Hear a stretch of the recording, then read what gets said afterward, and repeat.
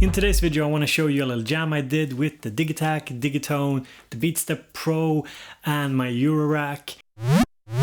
And it's all in preparation of a secret video that is coming in early May. But before I want to show you the jam, I want to do two things. I want to talk a little bit about something I was sent. Then I want to also talk a little bit about the setup I was using for this jam, because I always know that there are a lot of people that will be commenting, asking how did you set this up? So when I said I was going modular, I got a really nice warm welcome from the people over at North Coast Modular Collective.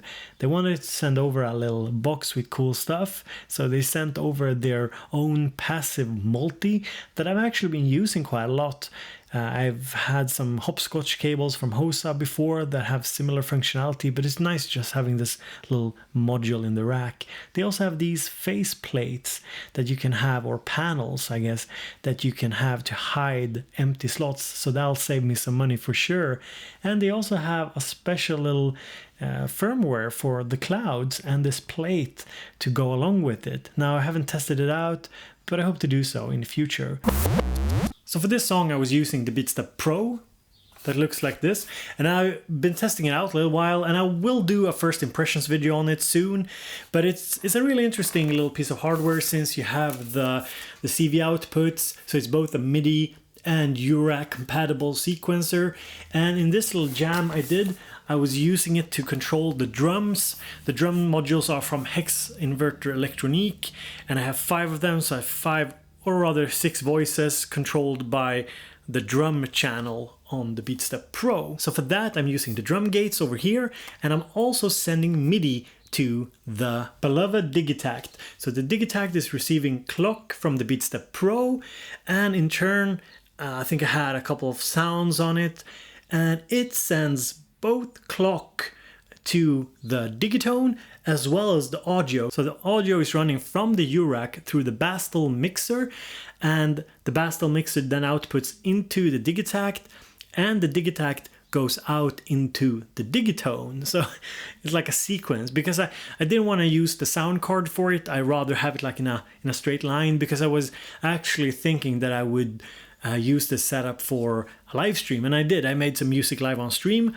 and therefore I just wanted a stereo pair or a stereo output to go into my live streaming rig, which only has a stereo input. So I wouldn't really recommend it though, because the Digitakt it's mono. You know, you can have a stereo input, but it's the pass through is still mono. So if you have like a stereo reverb, you'll still not be hearing the full stereo width from the pass through of the audio.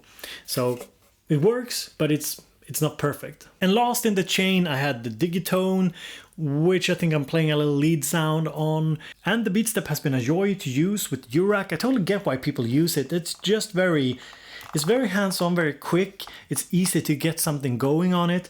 Now it's not the deepest of sequencers, but I really think that Arturia is nailing it when it comes to their different sequencers, the KeyStep, the BeatStep Pro, the original BeatStep as well. But of course, I do enjoy the Digitakt a little bit more, just because I'm more used to the workflow. So now let's have a little listen at my jam.